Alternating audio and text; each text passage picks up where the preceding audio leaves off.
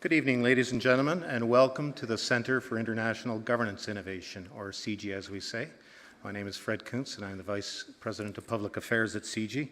I'd like to thank CIGI's public event sponsors, 570 News and Wordsworth Books, for their ongoing support for the Signature Lecture Series.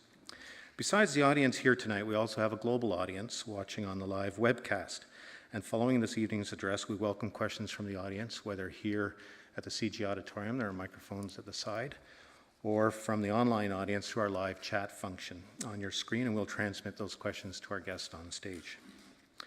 This evening we explore one of the most important innovations of the past century, maybe the most, the internet. It's been the major force in globalization, connecting people who are worlds apart.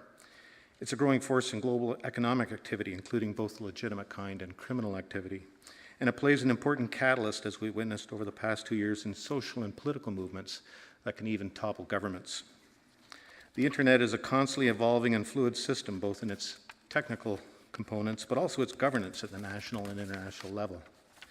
CIGI, through its Global Security Research Program, is researching internet governance, how that should look in the future. And this week is convening experts from around the world here in Waterloo to identify the issues and make recommendations. Here tonight, to introduce our keynote speaker, the renowned Steve Crocker, is CIGI Distinguished Fellow Gordon Smith, who's leading CIGI's project called Organized Chaos, Reimagining the Internet.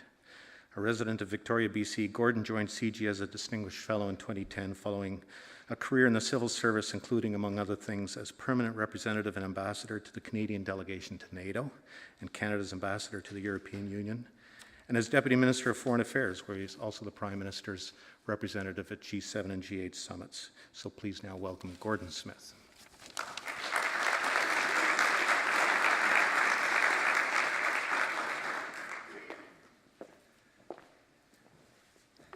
Thank you very much, Fred.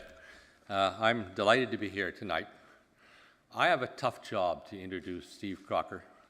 I could easily spend the next hour introducing him, and you still wouldn't know all there was to know about him. And I'd been working very hard on a speech, and I discovered that one of my colleagues in this seminar had written one. And I threw mine out because I liked his better. So I'm going to read the start of his and the one that I have done, which ties all this back to this extraordinary body, CIGI, which I'm so delighted to be associated with. And the person is Evan Leibovich. I give him full credit for this because, as I say, it's better than what I had written. But truly, if we were to speak about everything that Steve has accomplished, we would be up here for far too long, and you want to hear him and not by me. Not from me. Steve has been associated with the internet for as long as there has been an internet. So we're back here into the late 1960s. Not only has he been involved with he's been involved with the Internet Engineering Task Force, the creation of it, and the concept of RFC, Request for Comments, which of course is for a process developing and sharing protocols. This is a long time ago, but now he became the chair of ICANN Security and Stability Advisory Committee, and in 2008 he joined ICANN's board and has been a chair since 2011. And in those roles, he has helped lead a reform within ICANN that, together with its new CEO, have refocused commitment to multi-stakeholderism, or to be more precise, in the words of the CEO, multi-equal stakeholderism. He will explain all of this. But this is happening at a time when, of course, and I'm sure most of you know this, ICANN is putting out a massive expansion in the domain name space, and that will have all sorts of challenges to manage that. He has really done just an extraordinary job in being connected to the internet, as I say, from its very origins, the first time computers were talking to computers in the beginnings of a network all the way through to his present role. He's just back from Beijing. It was really very kind of him to come here. He had a lot of other things that he well could have done with his time. It's particularly fitting that I believe that he is here because CIGI, which we all talk about fondly, is of course the Center for International Governance Innovation. And there is not a better example of internet innovative governance than the multi-stakeholder process. People talk about the multi-stakeholder process, but they, in many cases, don't have a very clear conception of what it means. So I'm sure that in the next little while, Steve will tell us about how the multi-stakeholder process now works from his perspective as chairman of ICANN. And then I hope we can spend a little bit of time thinking about where all this process is going.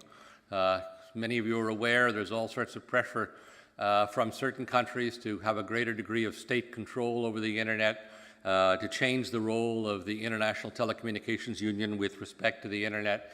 And in many respects, that's a very different concept than continuing the multi-stakeholder process. So there'll be lots of time afterwards for those of you here in this wonderful auditorium to ask you questions. And also, of course, those of you who are online, you can post your questions, and he will be able to see them on the screen that's just now off to my left. So I would ask you all to join with me in welcoming Steve Crocker. We're absolutely delighted to have you here this evening, Steve.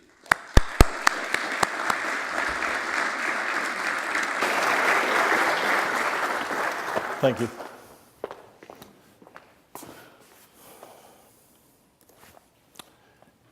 Thank you, Gordon. It's indeed a pleasure to be here. I actually accepted the invitation to come to the symposium that's in progress, and only later did they tell me that I'd have to pay for my coming by delivering a lecture, and I said, all right. I want to talk about mainly very positive things, but I'm going to begin this talk twice. It struck me last night while we are in the middle of very thoughtful discussions about weighty subjects of internet governance and about the future of things in cyberspace, that we're living in a world that brings chaos to our doors on a regular basis. I have some personal connections to Boston. My wife's family and my kids are there. And I couldn't help but see that the juxtaposition of the carnage that was evolving on the screen was at such odds with the well-intentioned and carefully modulated discussions that we have in our various forums about governing cyberspace. So just to keep things in context, I'm going to pause for just a few seconds, and then I will start again.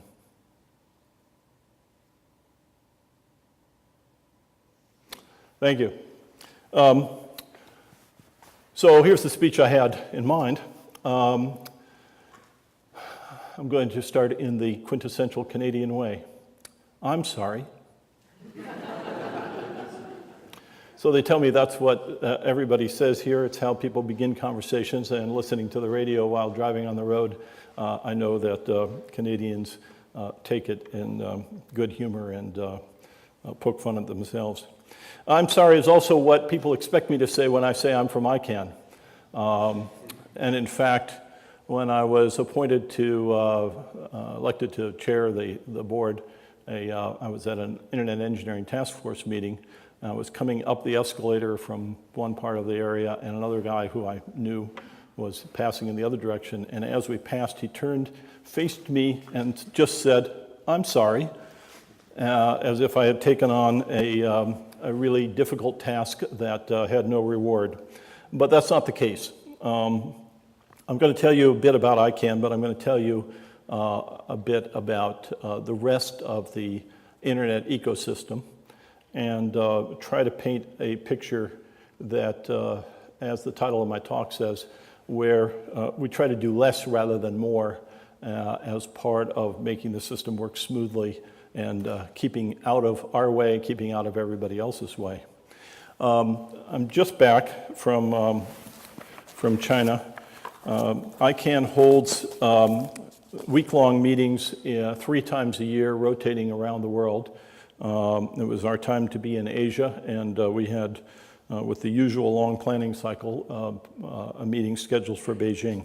And it was really a very, very good meeting. There were more people than usual. I'm told that we had north of 2,500 people.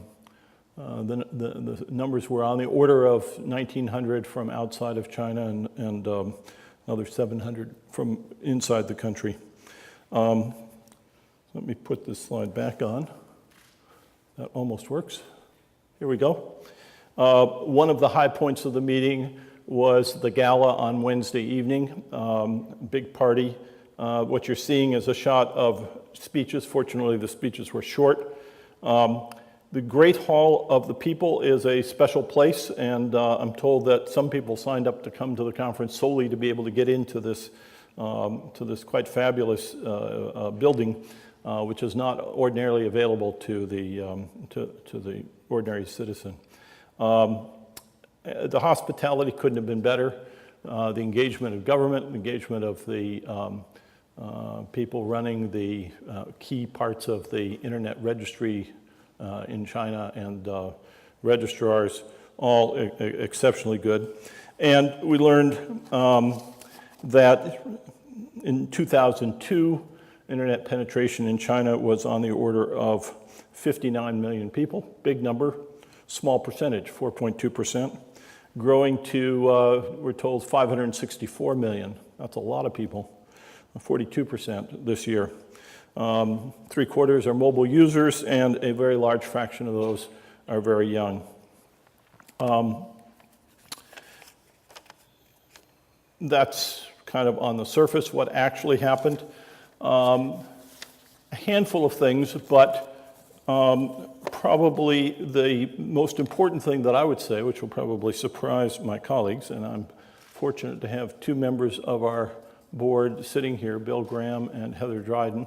Heather Dryden chairs the Governmental Advisory Committee, and you'll see with some precision where that sits in the whole structure, from Industry Canada. And Bill has had a long career in different parts of the ecosystem. I want to get to the organizational aspects, but before I do that, let me try to get to some of the conceptual issues. The term internet governance feels very natural to some set of people. There's the internet, it's important, we must have governance. It feels very, very strange to a different set of people. Why do you have to put the word governance on just anything? Do we have bread governance? Do we have water governance? Well, to some extent we do. So a natural question to ask is, what has to be governed? Why is there a governance problem? Why is there a governance requirement? And the short answer is basically three kinds of things. It's very bad if the system becomes unstable and stops working. So to the extent that there are any risks, whether they're accidental or on purpose, we need to understand how to prevent those, look ahead and understand what those issues are, and prevent those kinds of disruptions. So what is the system exactly? Well, the system is, at one level, just the raw transport of bits, bytes, packets from one place to another. But it's very easy when you listen carefully to hear that, well, it's not just that, it's critical resources. Critical resources, what are those? Well, quite obviously, the government has critical resources. But what about YouTube? What about Facebook? What about Google? What about Amazon? Or news outlets? Shut those down, and the government might not think those are crucial, but just wait to see what the population says. Another question about critical resources are major enterprises, big industry, or other facilities that are connected to the internet that are not actually part of the internet but are dependent upon it. Electric power grids, gas, oil, etc. So that's certainly one area that if you have a concern that things could be disrupted, then you say, well, we've got to get organized. There's had to be some sort of protection against that, so we need some level of governance to guide us there. Another element that has to be governed, or is thought to have to be governed, is the allocation of scarce resources, particularly addresses and domain names. Here, the situation is interesting. Addresses are just strings of numbers. How do you run out of numbers? There's a lot of numbers. You can have as many numbers as you like. However, my colleagues who had the great vision to design the addressing system that's been in place for a long time thought that 4 billion numbers was plenty and that we would never run out. They've lived to see the errors of their ways. So we have had for quite some time an allocation process for allocating these so-called IP, or Internet Protocol addresses, 32 bits long, if you like it in technical terms, which translates into 2 to the 32nd, which is about 4 billion. And they're divided up into big groups, which are subdivided into smaller groups and so forth. And those are allocated in a somewhat hierarchical fashion. And the top of that hierarchy is given to ICANN to administer. I'll come back to the details of what that administration looks like in a minute. And then those are allocated out to regional internet registries, which are roughly 1 per continent. And from there, sub-allocated to ISPs and to other very large users, and then sub-allocated from there. In principle, we weren't supposed to run out of IP addresses. In practice, 4 billion turned out not to be enough. And several years ago, we looked hard at that problem and designed the next generation of IP addresses, IPv6. What happened to IPv5? It got lost on the drawing board. And they are 4 times as long. That is 4 billion to the 4th power. That's a very big number. And it's hard to imagine running out of those numbers in any short amount of time. The other scarce resource are domain names, and this gets much more interesting. Domain names were invented to be things that people could remember rather than IP addresses, and we would simply have a table that matches up domain names with IP addresses. And further, after the initial short list of domain names, they weren't called domain names, they were called host names, but they served the same purpose.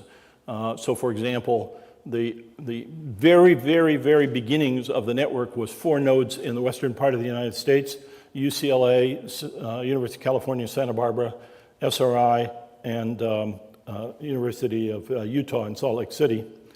And we made up names that were very exotic. I was at UCLA and we used UCLA. University of California was UCSB, SRI was SRI, and University of Utah was just Utah. Very short, very simple. And as the network grew larger and larger, 2 things happened. The thing that happened only a little, and not very much, was a collision of names. We didn't really have enough names to get worried about whether there was going to be contention about who got to use which name. But the list got longer and longer and longer and longer, and keeping it up to date and distributing it got to be a bigger and bigger headache. And so for that reason and multiple other reasons, a hierarchical system was created with a handful of major categories at the top and then delegation down to the next level. The original allocations, original clusterings were, in those days, the US government was very heavily active in this. So there was gov and mil as 2 top-level domains for the civilian and the military side of the US government. EDU for the universities, net for the what you now call the ISPs. I don't think they were quite called ISPs yet. Org for the other nonprofit research places that were part of the network, and a catch-all for the few commercial organizations that happened to get in there somehow, COM. Time passed from the late 70s, 80s, and in the early 90s,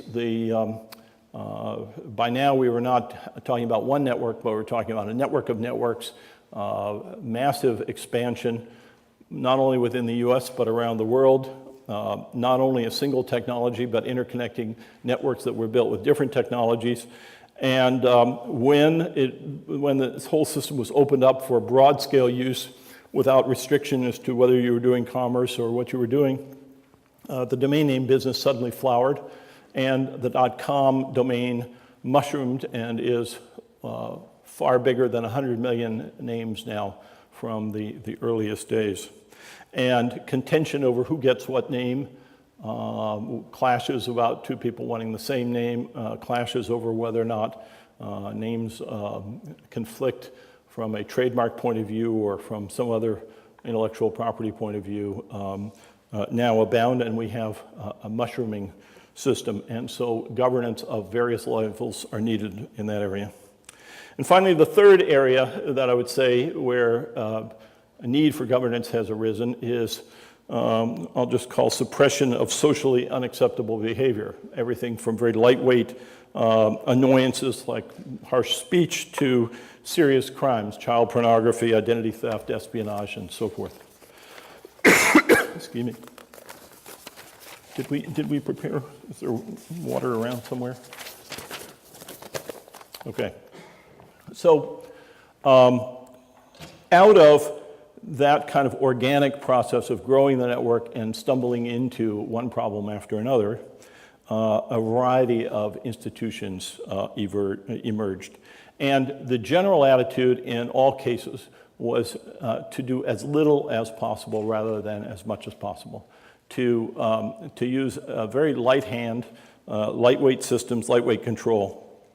So for example, in the technical standards area, the first informal meetings of the users of this new network got together. I was privileged to be part of that little core group. And we focused first and foremost on what we wanted to talk about, what kind of protocols we were going to design, and sort of carefully didn't sit down and say, well, the first thing we need is a constitution or a set of bylaws. And only later did we have to deal with all that. Oh, it is here. Thank you.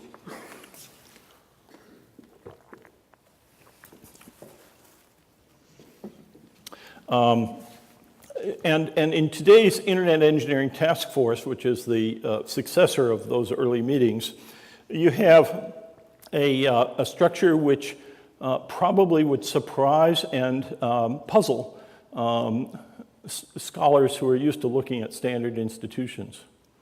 Let me try to describe this in a little bit of detail. The way things work on the internet is you have a large amount of software at each of the end systems, in your laptops, in your smartphones, in your desktops, and so forth.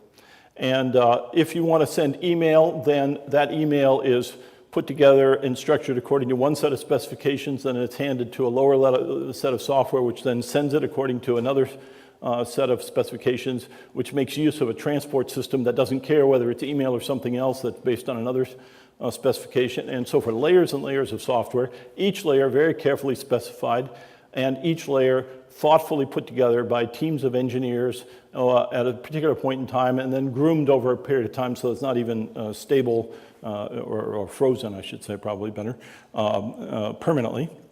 And those standards are agreed upon by technical people getting together in rooms or nowadays both physically and over the net. How do they come to agreement? Well, they basically have, for the most part, a common goal of getting things to work. So there may be differences of opinion, there may be differences in taste. One person may say, I've got a really excellent, perfect solution to this problem. And the others may not agree with him, and so discussion continues for a while. And so you're waiting for the magic moment. How do we resolve that? Is there voting? Is there a czar? Is there somebody who makes a decision? The answer is no, none of that.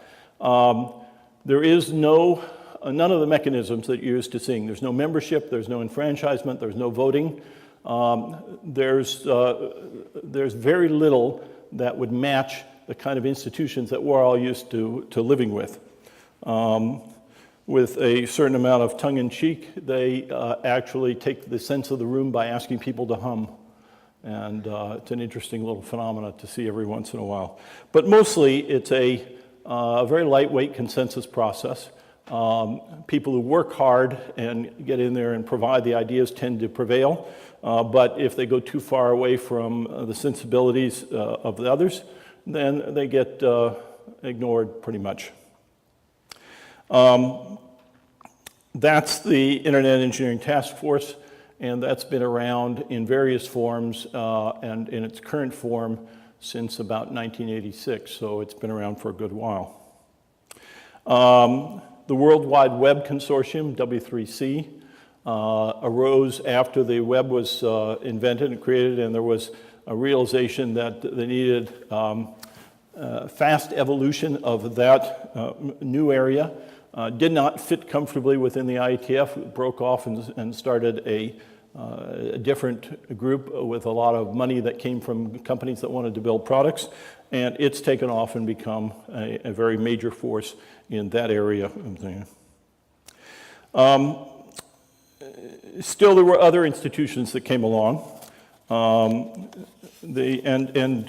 Again, motivated by various kinds of forces. In 1988, a graduate student at Cornell wrote a program that copied itself onto various machines, took over those machines, caused a little more chaos than he was intending. That was the Morris worm, and we entered the era of malware across the network within an exceedingly short period of time, measured in days. The first computer emergency response team was set up at Carnegie Mellon University, and we now have certs all over the world and collections of certs and organizations of them, all aimed at distributing information, collecting information, and just combating the ongoing onslaught of malware of one sort or another.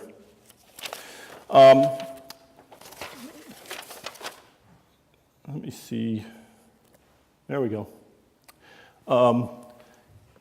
Part of the domain name system in this hierarchical system is a set of what are called root servers. So at this top of this hierarchy, you have a very, very small amount of information. Today, a couple hundred entries, tomorrow, a couple thousand, but still, in the scale of internet things, a really tiny amount of information. But it's important that this information is available extraordinarily reliably. You do not want to be in a position where somebody wants to find out what the translation of .ca is in order to find out the names of or the addresses of hosts that are registered under .ca. So there is a small table. It could be kept literally on a spreadsheet or on not a back of an envelope anymore, but on a couple of pages. But it is not maintained that way. It's maintained in very hardened and very thorough system and replicated around the world many-fold. And it's replicated in multiple levels. There are 13 independently run operations. They have exotic names, A, B, C, all the way down to M. And each of those is, in addition to being run independently, is itself replicated. This map shows the several hundred copies of the root zone. Every one of these has the same copy of the same very small amount of information. This is extraordinary overkill. I don't think there's anything else in the world that has this level of redundancy. The letters are these different root servers. In some cases, you'll see a digit, which represents multiple things sitting there, just a question of what you can fit on the map. And associated with this map is a list of the current locations. All of this is publicly available. That's another institution, very lightweight institution. Institution is a very lofty word for what they actually are. They're a collection of people and organizations. But if you go and say, okay, so what are your rules? Who funds you? Who governs you? Who are you accountable to? What's your rule for entry into the system? How do I get the next letter? What do you do if one of you stops working? And the answers are amazingly absent, astonishingly absent. If you sit in a purely political environment, say in front of a government, and you ask, gee, that seems a little strange, what do we do if something goes wrong?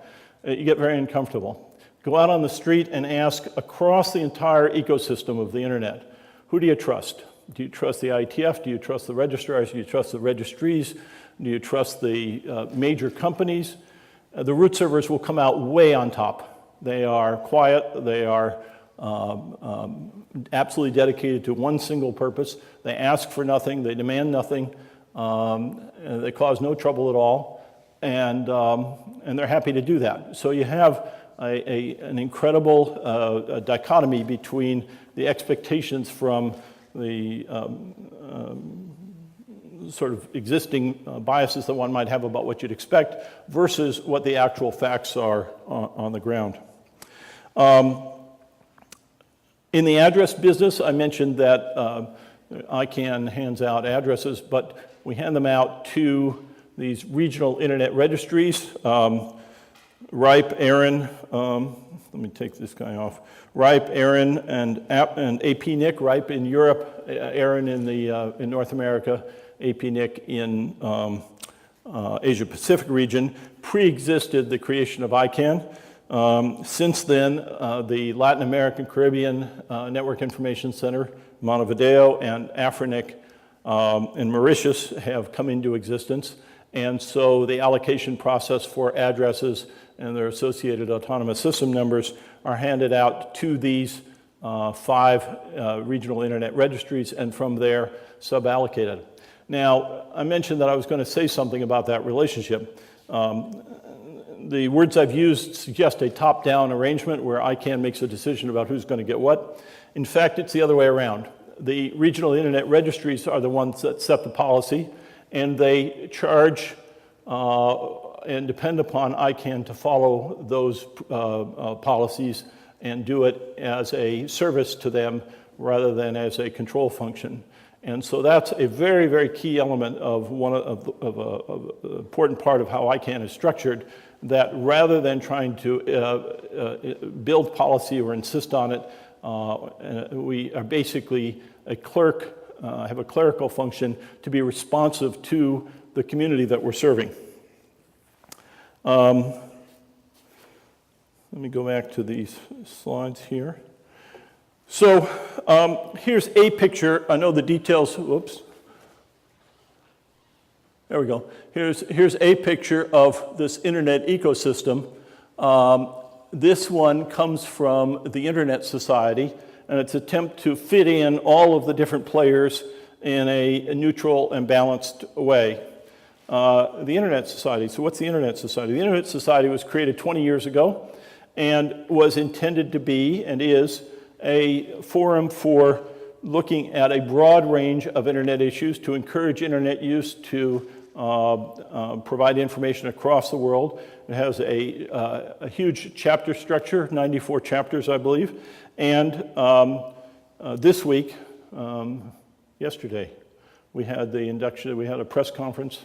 This is still Tuesday, right? So Monday, we had a press conference in Toronto announcing the formation of Internet Society Canada, a big event. It was just by accident that I happened to be able to go, and I was very pleased to be there. The Internet Society is a major force in a lot of the dialogue about internet governance issues, about use of internet, about accessibility for people, about crossing the digital divide and providing access to in developing countries, and has been a major leader. Here's an attempt from my colleagues at ICANN to cover the same ground. Here's a view of the internet ecosystem, a little more fun in a way, and even more fun would be to take those 2 pictures and try to match up the pieces. They're all there. Some of the emphasis is different, but in many ways they cover the same thing. So let me talk a bit about ICANN. The top level of the domain name system was maintained by John Postel it's one of these classic success disasters. He started doing it a long time ago, did it very well, made it look very easy, and so as the network grew, nobody challenged it, and he just kept doing it. Eventually, it got to be a pretty big deal, And one of the things he did is look for pioneers in different countries and handed out domain names, top-level domain names in countries around the world. A pretty aggressive and bold thing to do for a young researcher in a university environment, building what's become a global facility. And he and colleagues in the rest of the community scribbled down pretty lightweight rules for what a good top-level domain operation should look like. And it had technical things in it, like you ought to have name servers in more than one place so that if one of them breaks temporarily, you still have service. And it had some slightly political things that the governance of that operation ought to have the support from the local community. Exactly what does that mean? How do you administer it? Left carefully undefined. Relationship with the local government. It ought to have the key people subject to the laws of the local country so that you don't have absentee landlords or colonialism, but the details not further specified. There came a point when this became quite unacceptable. The senior levels of the US government in the White House said, we have to change this. A series of papers were written, meetings were held, many people brought together, and out of that chaos, ICANN was formed in 1998. Postel was scheduled to become the chief technology officer and sort of founding member of that, and he passed away almost exactly at the same moment that ICANN was formed. I think ICANN was formed in November, and he passed away in mid-October. And ICANN performs two major functions. It performs the IANA function, that is the Internet Assigned Numbers Authority. It was a kind of tongue-in-cheek term that John adopted for what he was doing. And it coordinates the unique identifiers of the Internet, the addresses that I talked about, the domain, the top level of the domain, and a service to the IETF, which is very much less well understood and appreciated, but part of the IETF's process in publishing protocols is there's an associated set of tables of parameters, which is a fairly extensive body of information, but super technical. And that's published and made available free of charge around the world to everybody, and that's done through this IANA function.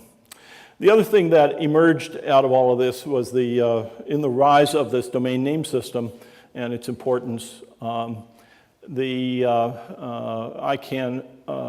inherited an obligation or the privilege or the responsibility, depending upon how you want to look at it, to oversee and coordinate this top level of the domain name system. But the domain name system is really divided into two big halves. The country code top level domains, like .ca in Canada and .ke in Kenya and so forth, are not under the coordination function of ICANN. They're all independent, and to the extent that there's any kind of governance, it goes up through the local governments. The other side are what we have called the generic top level domains. .com, .org, .net are the most common ones, but .info, .museum, .jobs, .travel, a series of others. For those, ICANN has formal contracts that set the rules about how those registries will operate, formal rules about the sale of domain names through a second set of players called registrars, which are the retail side of things. And it has contracts with both the registries and the registrars, and not incidentally, some money flows into ICANN's coffers from those relationships. So every time you register a name under .com, .org, thank you. .ca, not so much, but that's okay. They run a first-class operation. We're happy for them. And that's the extent of what ICANN does. It does not control the routing on the internet. allocating addresses to other organizations which then sub-allocate them is not the same as controlling who can talk to whom or what paths things take. ICANN has absolutely nothing to do with the content of what information is made available or who can have access to it. And we have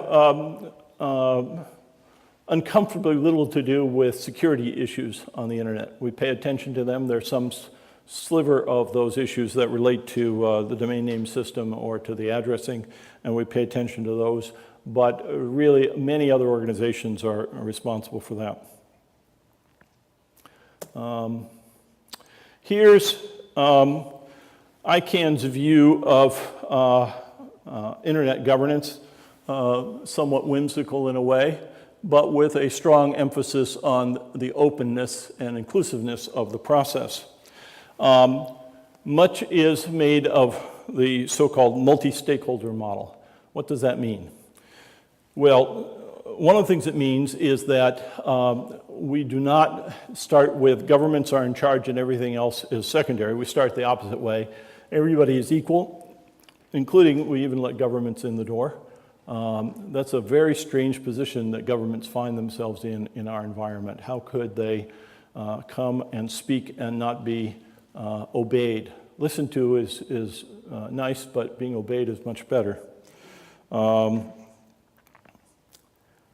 So we have this open system, and we welcome and encourage and facilitate businesses of all sorts, both businesses that are providing services like registries and registrars and businesses that are using the internet. We welcome and encourage individual users, civil society, academia, etc. And it can be quite fractious from time to time. We make an extremely strong effort toward transparency and accountability. That's not sufficient. It's not sufficient for two reasons. First of all, you can be transparent and accountable. If you don't get the job done, that's not going to mean anything to anybody. So one of the drums that I've been banging is efficiency and effectiveness as well as accountability and transparency. Also, I've discovered the hard way that the more information we provide about ICANN, the more people want and the more people complain. So I'm wondering if there's an end to that process. Another thing that befalls us is mission creep, a little bit from the inside and an awful lot from the outside. ICANN should do X, where X is whatever your favorite hobby horse is. So one of the consequences, whether it's intended or not, is that ICANN finds itself out of the whole soup of the ecosystem, emerging to get considerably more attention than we might like, considerably more attention than our colleagues in the rest of the ecosystem might like sometimes.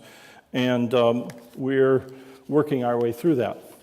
Another small detail is that we've opened up the top-level domain system after years and years of debate and decisions, so that instead of roughly 30 generic top-level domains, we've said, and some early experiments about trying to do things in a controlled fashion and discovering the limitations of that would open the doors and take applications for essentially any domain name, any top-level domain name you like, for any purpose, with some exceptions. And the exceptions cause a lot of work.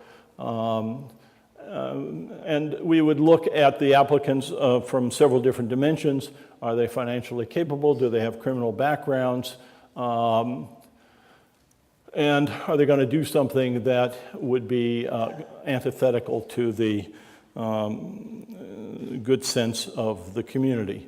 We provided access for governments to make objections on geographic names, and a whole series of other things. The trademark people are having a lot of fun trying to understand. Trademarks are built with two main divisions, geographic and subject matter. And we now are in a global world in which all these things collide violently with each other. And so what does the trademark system look like in that kind of world?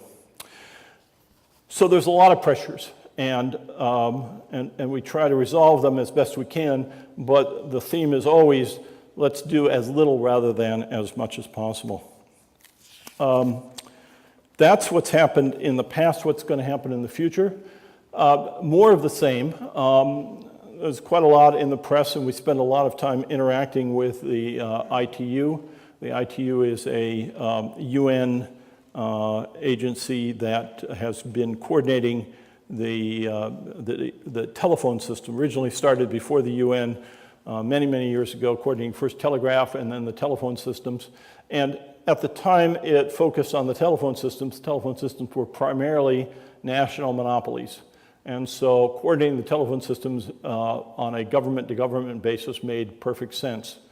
The internet has changed that world substantially.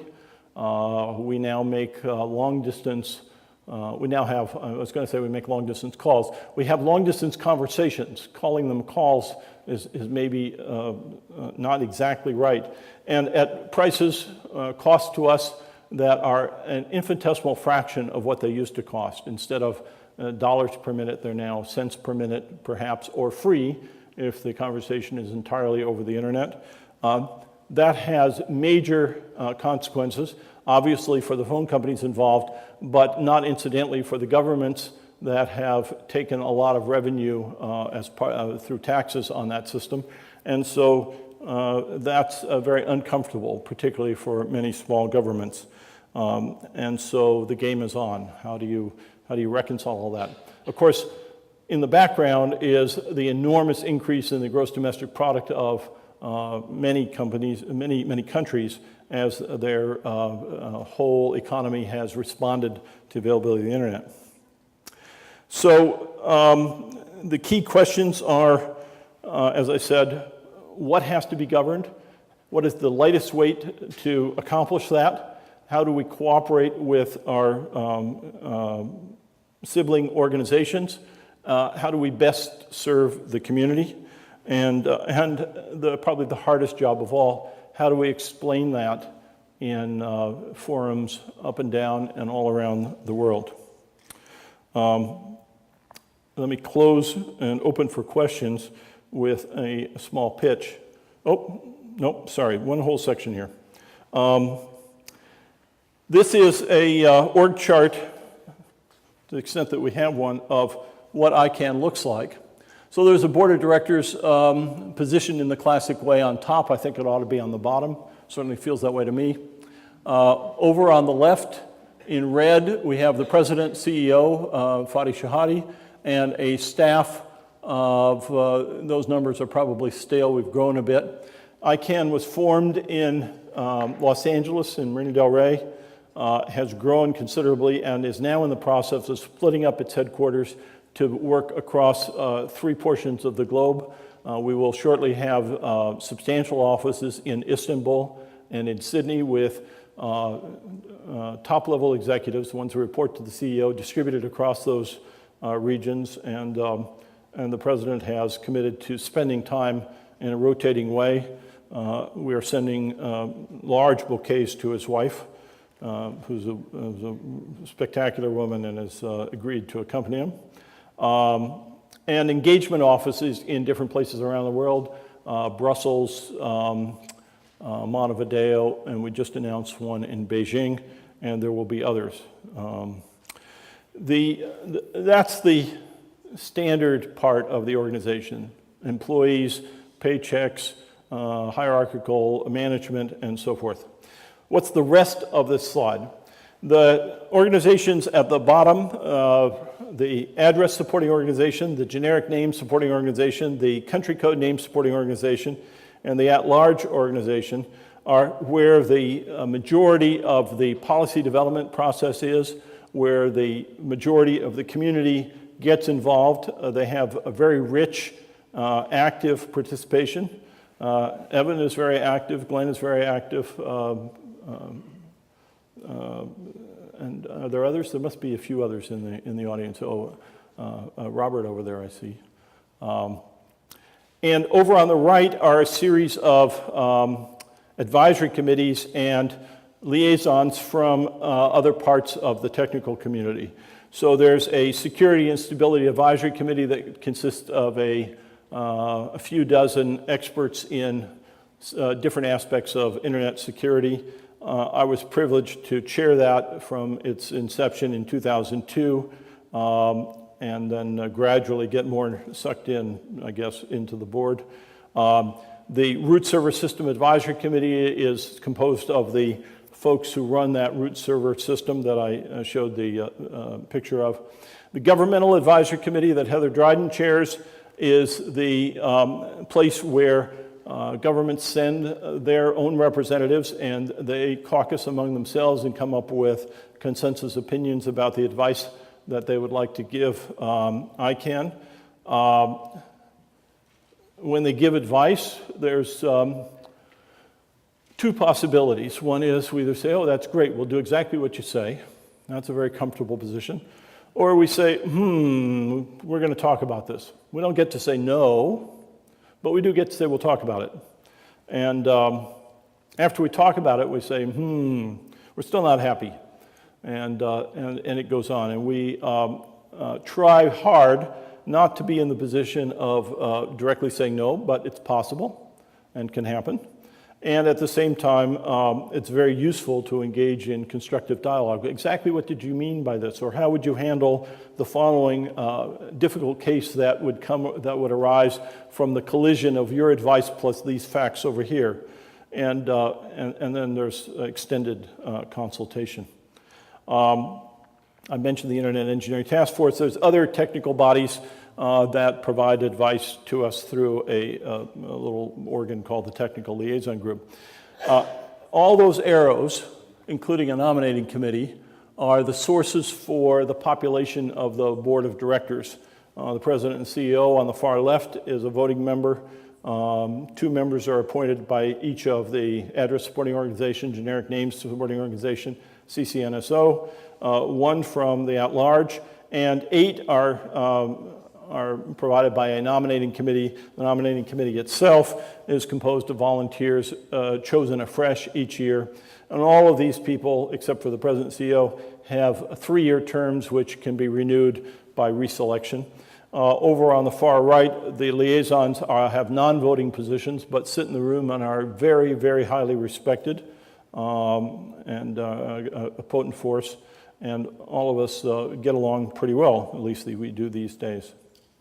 So that's the sort of surface structure. Finding out what goes on underneath, it takes a bit of study and a keen ear to listen. And I want to close with a pitch. We are driven by the quality of the people that participate. It's a non-trivial amount of work. It's an enormous amount of fun, and it actually makes a difference. The nominations committee is in operation, and nominations for the next cycle are due 2 weeks and 1 day from now. Send in a statement of interest. We have 3 positions on the board of directors, 3, oh, I see. Yeah, I think that's right. 3 at-large advisory committee. I may have scrambled the numbers, and I apologize. Some positions on the at-large advisory committee, 2 counselors for the generic name supporting organization. There's a council at the top level of that, and 1 to be nominated for the country code name supporting organization. So with that, if I haven't put you to sleep, I'm eager to take your questions and engage in whatever dialogue you want. In deference to others, let me ask you to get to the point of your questions, and we'll get right to it. Thank you. Okay. Steve, it's Glenn McKnight. I'm on the nomination committee. I just want to clarify one thing there. We're not taking anyone for ALAC from North America, but if anyone from, I'm sorry, I'm Canadian. Just a joke.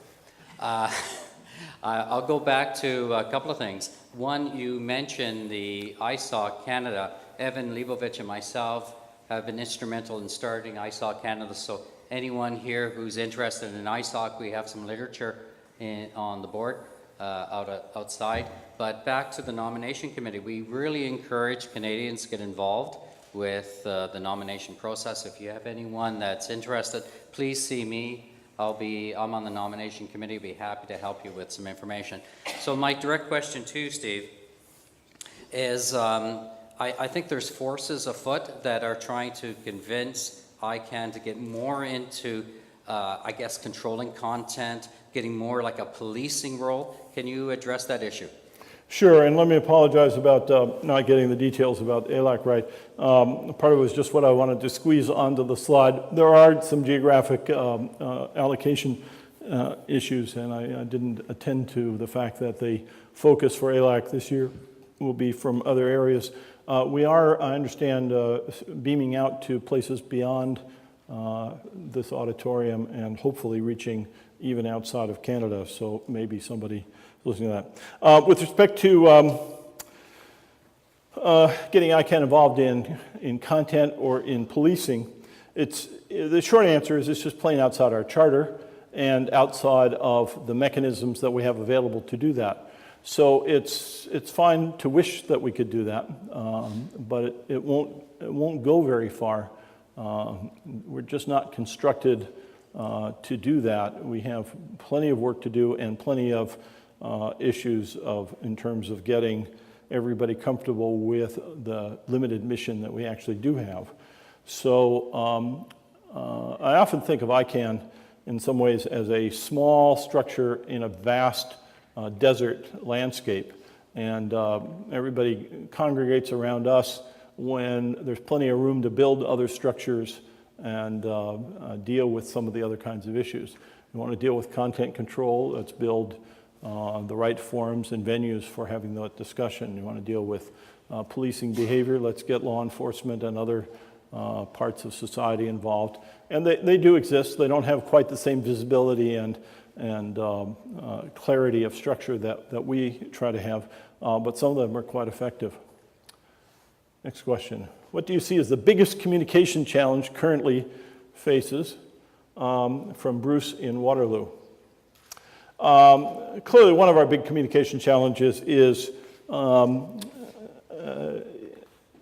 getting the message out about what we do and what we don't do.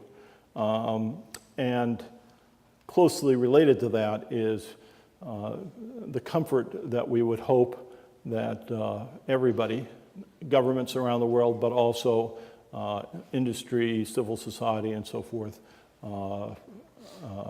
having a high degree of comfort about our role, so that over time the attention moves on to some other activity. Sort of like, wouldn't bother me at all for us to become yesterday's news. Are there people at the microphone here?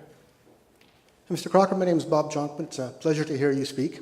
Canada is quite near the bottom of the list of countries with some of the lowest bandwidth and the highest costs. And I think it's due because there's a large convergence between the ISPs, the content providers, and the network carriers. They're all the same company, essentially. What can internet governance, global internet governance, do to influence that in Canada to improve matters for us here?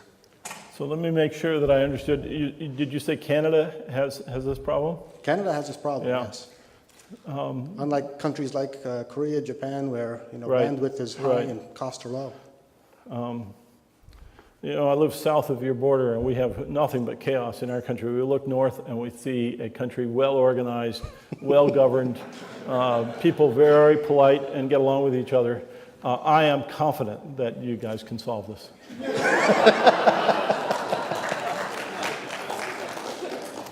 Another question here I see on the screen. Do you foresee other channels for public representation on the board of directors? From Tom. So what exactly is public representation? I suppose that that's with regard to the people selected by the nominations committee. The nominations committee has control of 8 seats. They're 3-year terms, so it's 2 or 3 at a time. This year coming up, I think we are selecting 3. 3 directors' terms are coming up.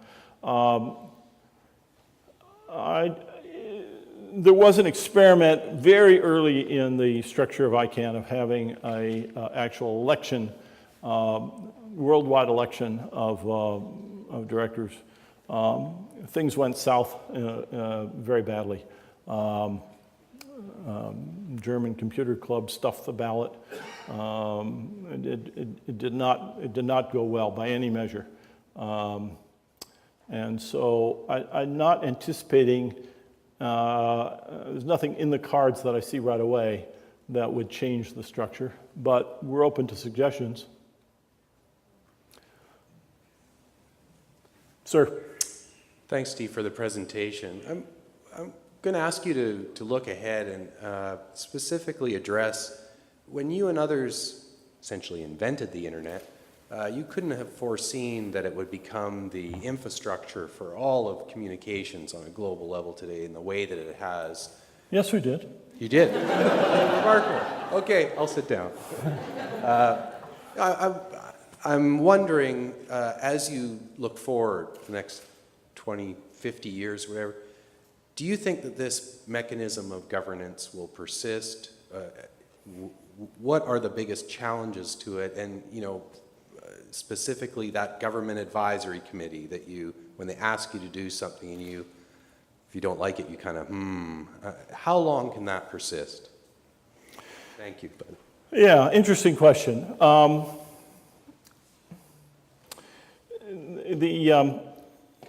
My view of these things is that we fashion our governance mechanisms to meet the needs. That makes me almost heretical in the sense that we make a great deal of noise about multi-stakeholderism as if that was a cast in stone physical fact of life about the way to do things. It's a very good way to do things. We do it that way because it brings in the various parties and meets the needs. But I don't think we set out to build an experiment in multi-stakeholderism and decide that the first experiment in that will be the internet. I think it was quite the opposite, that we have this internet and we have various needs to deal with it. So I won't say, you know, we've got the final answer about what the governance structure is going to be going forward. I think it will depend quite a lot on what the context is, what the environment is that we're operating in. And that's a little hard to predict. I'm often asked, you know, sort of what do I see of the future of the internet? I see, you know, my crystal ball is as cloudy as anybody's, but my guess is that the internet is going to submerge in a way. It's going to be inside. People are going to stop talking about getting on the internet, who's your internet provider. I don't know how long all that will take, but it will just be a given. They might talk about the internet provider, but not talk about going on the internet, because you're just on the internet all the time. Your devices are on the internet, you're using your devices, and that becomes more seamless and invisible. Another big development that is been coming and coming and coming, and as you can just sort of barely see it, is speech understanding. You can talk to your guidance device in your car, for example, say where you want to go. But suppose that you had devices that were just, you know, on your shoulder listening, and every once in a while you can sort of say, you know, can you get me the following information, or what was the name of that person, or whatever, and you just got back a whisper or whatever. And all of that was happening with the same infrastructure, but tweaked up so that the interface is completely different from what we're used to now. And now try to imagine the almost surreal question, so what's the governance structure for that? Well, very hard to imagine even thinking about that question until you have some idea of what the issues are in that kind of world. Another question from the screen. What specific initiatives have been undertaken in response to developments in recent WICET and IFG meetings? From Peter in Brazil. I'm not sure what IFG meetings are. Sorry? IGF, oh, of course, IGF meeting. So the question is, what are those developments? Well, WICET is the World Conference on Information Technology. It's an ITU meeting that took place in December. There was, it's where modifications to the basic treaty governing telecommunications internationally took place. There were efforts by several governments to have the ITU take a stronger role in managing internet resources and controlling content. There was pushback from many other governments. In a sort of unpleasant development, the outcome was that about 40% of the governments walked out and refused to sign the treaty. In the arcane structure of the ITU, the modifications that were put forth were not actual changes to the treaty. They weren't resolutions. They were, I forget, what's the term of art? Heather, do you remember? Or they were resolutions, but they weren't treaty mods? Is that right? One of you guys knows. Yeah. I can tell you that a lot of people came away with a bad taste, partly for what actually happened, but partly for the process and a recognition that we are not done, that there's going to be a lot more engagement, and we're going to have to sort out better ways of having those kinds of dialogue. Next question. Where are we? Over there? Why are top-level domains even a good idea? So for, other than, I guess, for language and encoding issues, because I mean, so anybody who has a website that's a big website, say CG Online, their website is cgonline.org, or maybe it's .com, or maybe it's .net. Oh no, we have to buy all of them because some mischief maker might buy cgonline.ca and then set up the anti-CG site. So it seems like top-level domains are almost always useful for mischief, and I don't really see how they're that useful for productive things, because most people care about the domain as opposed to the .com or .net. Yeah, why do we need more top-level domains? One of the most frequent questions. It's a difficult question because it's rooted in principles without a lot of data. The whole tradition of the internet is that we don't close it up. We carefully designed the protocols to be open and extensible rather than a fixed set. We designed those protocols so that you could build on them, you could go around them, you could use layers and put things in between and so forth. Innovation happens away from the center. Google and Skype and Amazon and other big events did not happen by design from the top, did not happen by controlling the core. The World Wide Web, invented by physicists in Switzerland, not part of the original plan. So when it comes to the question of, well, you got a handful of top-level domains, why do you need any more? The discussion goes back and forth across in two directions. One is, from a technical perspective, nope, we don't need any more. Haven't seen anything that I would like to do that I can't do in the current system. But I'm a technical person, and a lot of other technical people have that. On the other hand, the argument is, but here's a bunch of things I'd like to try to do, and I'd like a top-level domain, and what's your good reason for prohibiting me from doing that? And over a period of time, that has prevailed. Now, will it make a difference?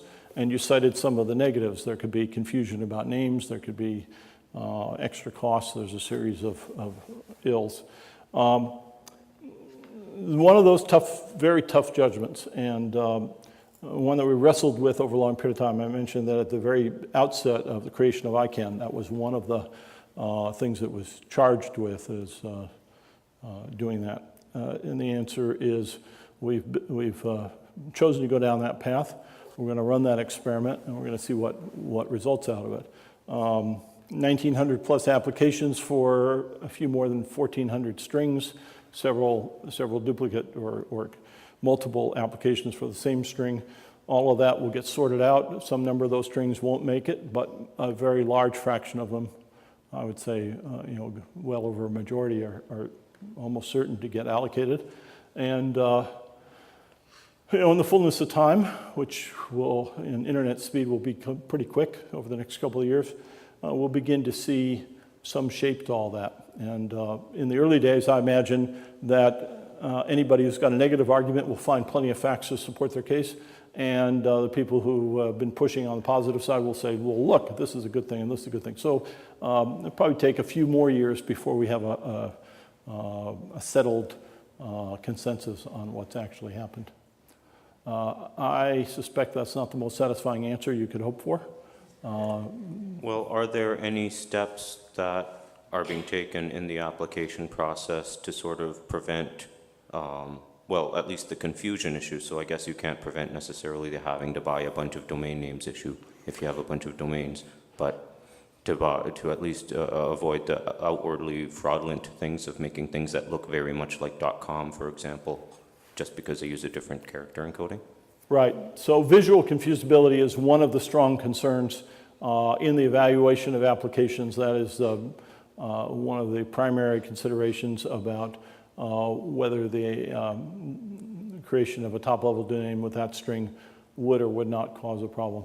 The other thing, which I think you mentioned, is that we also have expanded the character set beyond the Latin A, B, C, D characters, so that Cyrillic, Arabic, Hindi, various Indian languages, 2 forms of Chinese, Korean, and so forth, are all now open. And so communities, societies in other parts of the world can have domain names that are native to their language, native to their way of writing, and do not have to figure out how to write these funny specialized Western characters. Yeah. Bill points out that I probably misspoke if I said that our hubs are in Istanbul and Sydney. I was making a small error. That hub will be in Singapore. We've had an office in Sydney, which we just closed down, actually. So I apologize. But the 3 places will be Istanbul, Singapore, and Los Angeles. Question? Yes, internet changed the way we communicate. Would also have the same impact on TV, web TV, how we, instead of cable, we have all internet TV. And what's the question? Do you see the same impact and how quickly? Well, yes, it's already happened. I mean, there's a lot of people who get their TV over the net, either in real time or stored up, so it's changed in that way. I can tell you another way that it's changed. My wife and I will be watching a TV program. Who's that actor? Up, and all of a sudden we have the details of their whole history, who it is, and evaluation of whether or not they're considered any good by their peers, and so forth and so on. So yeah, it's made a big change for TV. Didn't change the price yet. I'm sorry? It did not change the price yet. Well, it will. It will. What kind of circumstances could arise in which IPv6 wouldn't be sufficient? Jason is asking that. I don't know. If I knew, I'd be making a lot of noise about it. The issues related to IPv6 are not at all related to whether there's a sufficient number. We're much more concerned about the coexistence and transition problems because those are substantial technical issues. So the development of products and services are well begun, but not yet at the level where we have full coexistence and competition with IPv4 services. That will come over the next few years, but we're not quite there yet. Sir? You had a lot of nice things to say about DNS, the domain name system, earlier. It's well trusted, it's highly redundant, yet it seems particularly fragile because of its hierarchical nature. Do you have any ideas on a peer-to-peer DNS system where it's far more distributed than it is today? Yeah. So let me just play it back for everybody. the question goes to, is about the potential fragility of the domain name system because it's hierarchical. And to translate that, it isn't the leaves, it isn't the body of the tree that's at issue, really, it's the root. It's the single point at the top, which, when you draw it like that, looks like it's a single point of failure. And then the rest of your question had to do with an alternate way to provide a name service using a peer-to-peer system. So we're into a partly operational question and partly a very technical question. Let me deal with the two parts. One of the reasons why I put up those 13 root servers is exactly because the root is considered to be an essential part of the system. So there are approximately two ways to extricate yourself from a design that might be fragile. One is you can do some other design, which is what you're alluding to, and I'll come back to that in a minute. And the other is you can just make that part very, very strong. So if you have a bearing wall in a house, instead of using a 2x4, you might use a 6x6, or you might replicate that, but as opposed to a design in which there's no load of any magnitude in any central place.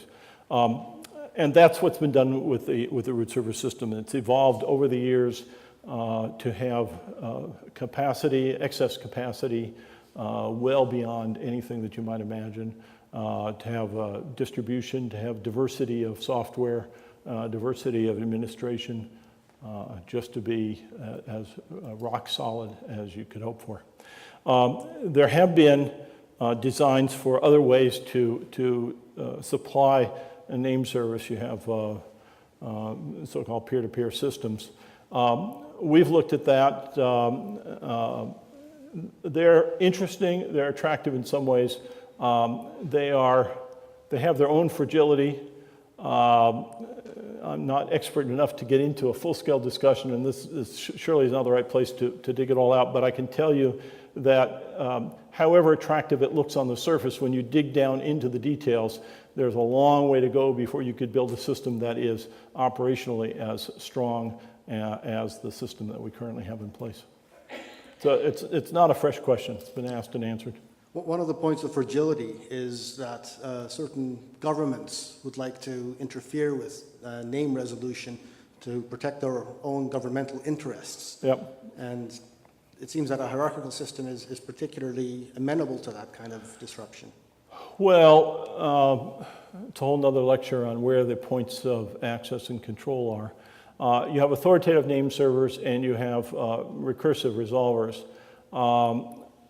If a government's going to try to control access through the recursive resolvers, it's got a big challenge, because you can have a recursive resolver on your iPhone, or, I'm sorry, I shouldn't say that word here, on your laptop, or it's a small thing. It can be in any device, as well as being an ISP. So if you're going to try to control the authoritative name servers, well, within a country, then the authority of the country might come to bear on how the authoritative name servers work. But that would be the end of it. It could go elsewhere.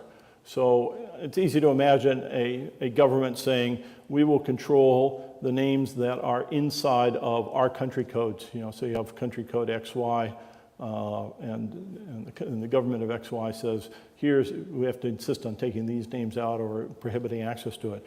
That's a local issue from the perspective of the rest of the world. Most governments don't do that. Some do. But in general, that's a relatively small problem and not one that is an active threat across the whole system. Have we done it? Great. So now thank you. Thank you.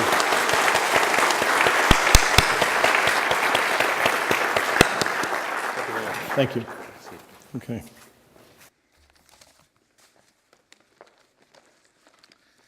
Thank you so much, Steve, for that, for the exceptional presentation. I must say you demystified internet governance for us very professionally and ably. I give credit to you for that, and I give credit to anyone in the audience who now can explain it just as well to their neighbor. I take two things away from this, a couple of observations. When we see how such a complex system still operates so well for something that's grown so quickly, and when you talk about, for example, the root servers group and how well they manage that part of the business and are trusted globally, it makes me wonder if this same group could help us run the UN, for example, or the US Congress. But also, when we think about the internet and how prevalent it is now in all aspects of our lives here in the West, everything from commerce to entertainment to how we communicate with one another, to me, having one of the inventors of that system speaking here in Waterloo tonight is a bit like having the inventor of air travel or of the printing press here in Waterloo. And the Wright brothers and Gutenberg being unavailable, I would say it's even more wonderful to have had you here tonight. So thank you very much for your speech and also for the incredible progress and innovation that you've helped create in the world. Thank you.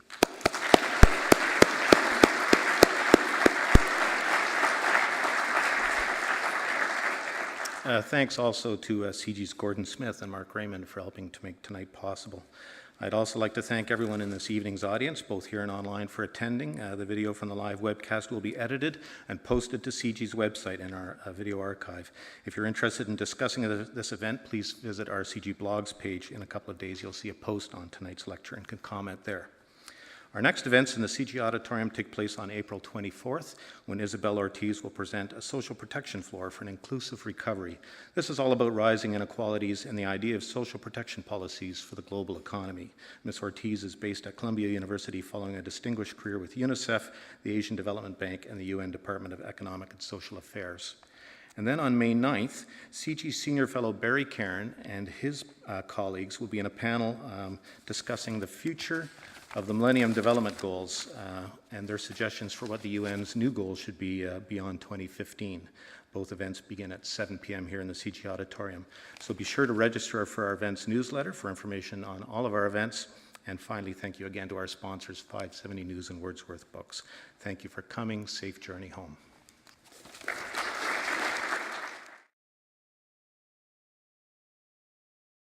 To introduce our keynote speaker, the renowned Steve Crocker, is CG Distinguished Fellow Gordon Smith, who's leading CG's project called Organized Chaos, Reimagining the Internet.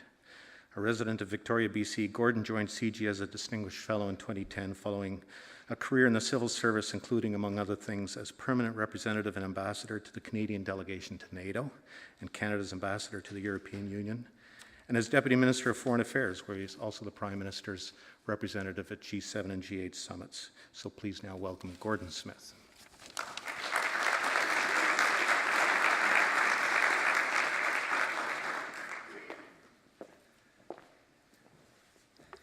Thank you very much, Fred. I'm delighted to be here tonight. I have a tough job to introduce Steve Crocker. I could easily spend the next hour introducing him, and you still wouldn't know all there was to know about him.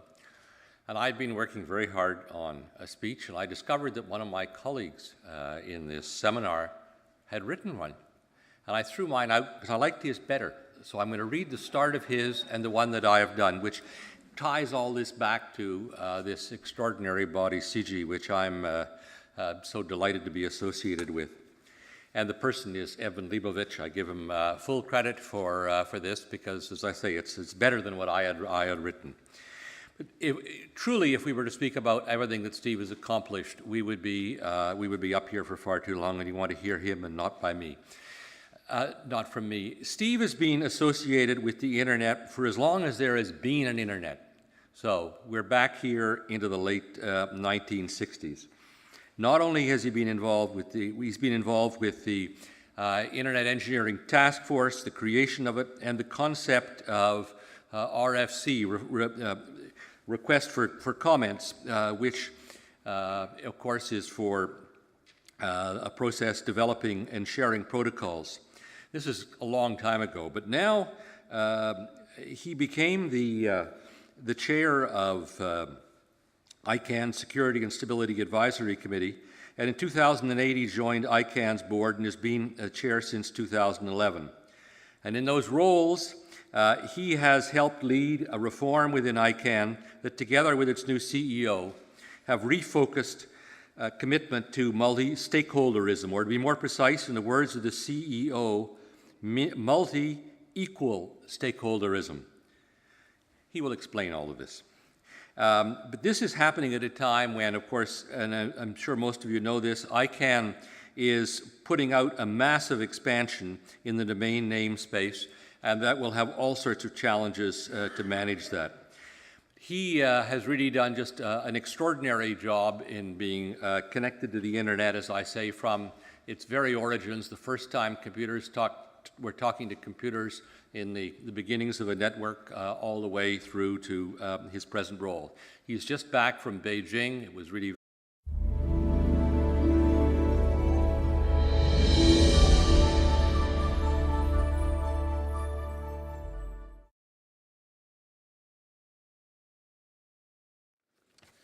Good evening, ladies and gentlemen, and welcome to the Center for International Governance Innovation, or CG as we say.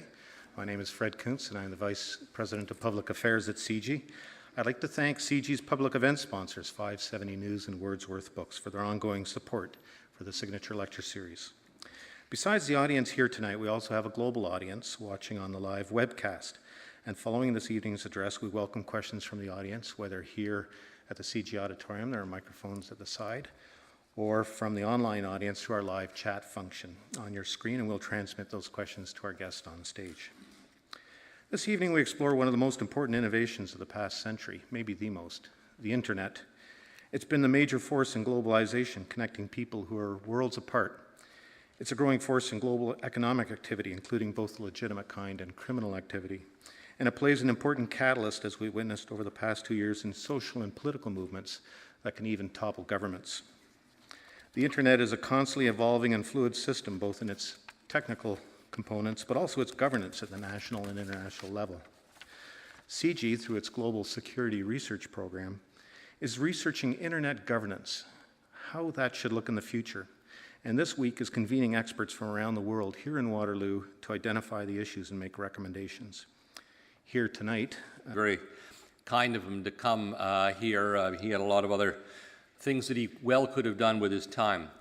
It's particularly fitting that I believe that he is here because CG, which we all talk about fondly, is of course the Center for International Governance Innovation.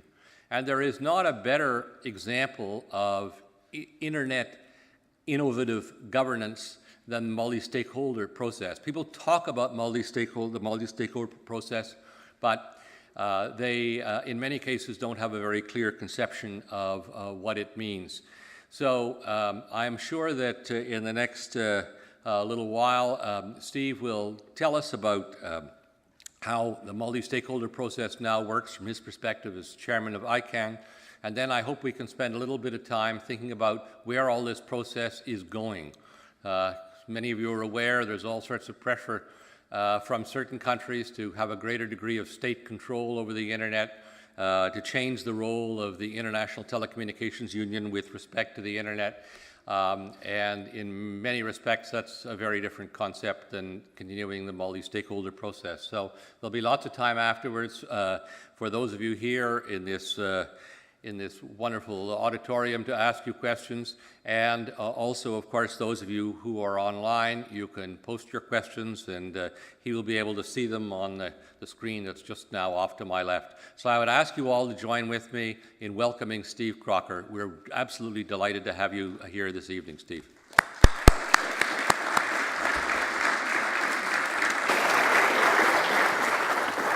Thank you.